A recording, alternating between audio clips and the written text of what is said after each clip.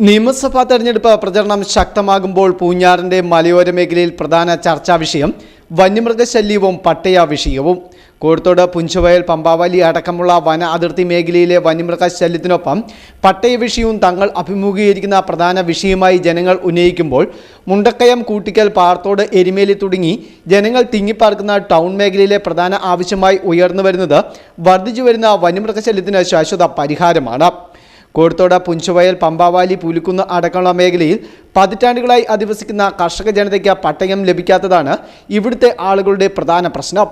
കഴിഞ്ഞ കുറേ വർഷങ്ങൾക്കിടയിൽ നിരവധി കുടുംബങ്ങൾക്ക് പട്ടയം വിതരണം ചെയ്യുവാൻ കഴിഞ്ഞെങ്കിലും ഇപ്പോഴും പട്ടയം ലഭിക്കാത്ത നിരവധി കുടുംബങ്ങളുണ്ട്.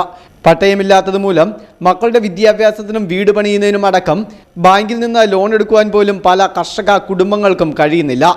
പതിറ്റാണ്ടുകളായി തങ്ങൾ വസിക്കുകയും കൃഷി ചെയ്യുകയും ചെയ്യുന്ന ഭൂമി വനമേഖലയായി പ്രഖ്യാപിക്കുന്നതാണ് പമ്പാവാലി അടക്കമുള്ള മേഖലയിലെ കർഷകർ അനുഭവിക്കുന്ന പ്രധാന പ്രശ്നം. തെരഞ്ഞെടുപ്പ് പ്രചരണത്തിനെത്തുന്ന വിവിധ മുന്നണി നേതാക്കളോട് ജനങ്ങൾ തങ്ങളുടെ ആവശ്യങ്ങൾ തുറന്നു പറയുന്നുണ്ട്. അതേസമയം പൂഞ്ഞാർ നിയോജക മണ്ഡലത്തിലെ ജനങ്ങൾ അനുഭവിക്കുന്ന മറ്റൊരു പ്രധാന വിഷയമാണ് വന്യമൃഗശല്യം. കഴിഞ്ഞ ഏതാനും വർഷങ്ങളായി കാട്ടാന, കാട്ടുപന്നി, കാട്ടുപോത്ത് അടക്കമുള്ള വന്യമൃഗങ്ങൾ ജനവാസ മേഖലയിലേക്ക് ഇറങ്ങി വ്യാപക നാശനഷ്ടമുണ്ടാക്കുന്നത് പതിവ് സംഭവമായി മാറിയിരിക്കുകയാണ്.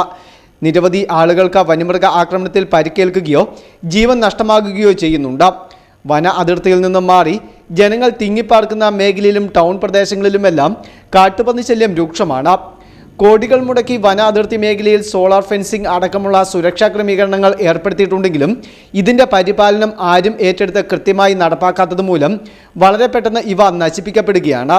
ജനവാസ മേഖലയിൽ ഇറങ്ങുന്ന കാട്ടുപന്നികളെ വെടിവെച്ച് കൊല്ലുന്നതിൽ സർക്കാർ ചില ഇളവുകൾ ഏർപ്പെടുത്തിയെങ്കിലും വനംവകുപ്പിൻ്റെ നിലപാടുകൾ പലപ്പോഴും ഇതിന് തടസ്സമായി നിൽക്കുകയാണ്. ഇതോടെ ഇലക്ഷൻ കാലത്ത് മലയോര മേഖലയിലെ പ്രധാന ചർച്ചാ വിഷയമായി വന്യമൃഗശല്യവും പട്ടയ വിഷയവും മാറുകയാണ്. പിന്നെ ഇവിടുത്തെ ആഭ്യന്തര പ്രശ്നങ്ങൾ ചർച്ച ചെയ്യുന്നുണ്ട്. ആഭ്യന്തര പ്രശ്നം ഇവിടെ ഏറ്റവും നേരിടുന്ന ഗൗരവമായ പ്രശ്നം എന്ന് പറഞ്ഞു കഴിഞ്ഞാൽ ഇവിടെ വന്യജീവിയുടെ ശല്യമാണ് ഏറ്റവും കൂടുതൽ ഇവിടെ പ്രശ്നം ഉണ്ടാക്കിക്കൊണ്ടിരിക്കുന്നത്. കാരണം ഒരുപാട് ആൾക്കാർ ഇവിടുന്ന് ഒഴിഞ്ഞു പോകാൻ തുടങ്ങി. അവരുടെ കൃഷിഭൂമി കൃഷി ചെയ്യാതെ വെറുതെ കിടക്കുകയാണ്. കാരണം കൃഷി ചെയ്യാമെന്ന് വെച്ച് കഴിഞ്ഞ് കഴിഞ്ഞാൽ ഞാനും കൃഷി ചെയ്യുന്നത് ആ വനത്തിൻ്റെ ബോർഡർ എനിക്ക് സ്ഥലം കിടക്കുന്നത്. അപ്പോൾ എല്ലാ ജീവികളും കയറി വരിക, ഒരു നിയന്ത്രണവും ഇല്ല. ആന കയറി വരുന്നുണ്ട്, പുലി കയറി വരുന്നുണ്ട്. നമ്മൾ എന്തെങ്കിലും വെച്ച് കഴിഞ്ഞ് കഴിഞ്ഞാൽ കൃഷി കപ്പ ചേമ്പൊക്കെ നട്ട് കഴിഞ്ഞ് കഴിഞ്ഞാൽ ഇത് മുഴുവൻ പന്നി വന്ന് കളയും.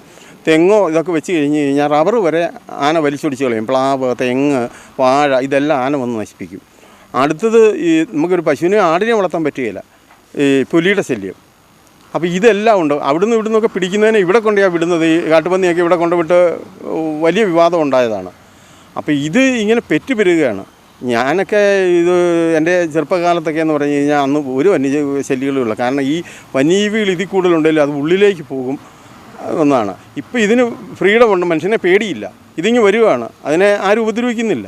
അപ്പോൾ ഇത് കയറി വന്ന് കൃഷി നശിപ്പിക്കുക. വനത്തിൽ ഇതിന് തീറ്റ കുറഞ്ഞു. 1, 2 ഇത് ആന 5 വർഷം കൊണ്ട് ഇരട്ടിയാകും എന്നുള്ളതാണ് കണക്ക് പറയുന്നത്. ഇവിടെ ഇരുന്നിട്ട് ഇവിടെയുള്ള MLA യോടും MP യോടും ഒക്കെ പറയുകയും അവരെ ഇൻസൾട്ട് ചെയ്ത് വിടുകയൊക്കെ ചെയ്തിട്ടുണ്ട്. ഇതെല്ലാം പറയുമ്പോൾ അവർ വല്യമായാലും എല്ലാവരും വർത്തമാനം പറഞ്ഞിട്ട് പോയി, ഞങ്ങൾ അങ്ങനെ ചെയ്യാൻ പോകണം, ഇങ്ങനെ ചെയ്യാൻ പോകണം, ഞാൻ മാത്രമേ ഇത് ചെയ്യുന്നുള്ളൂ എന്നൊക്കെ പറഞ്ഞ് വലിയ വീരവാദമൊക്കെ പറയുന്നുണ്ട്. പക്ഷേ ഫലത്തിലൊന്നും ഉണ്ടാകുന്നില്ല. Fest news, Mundakayam.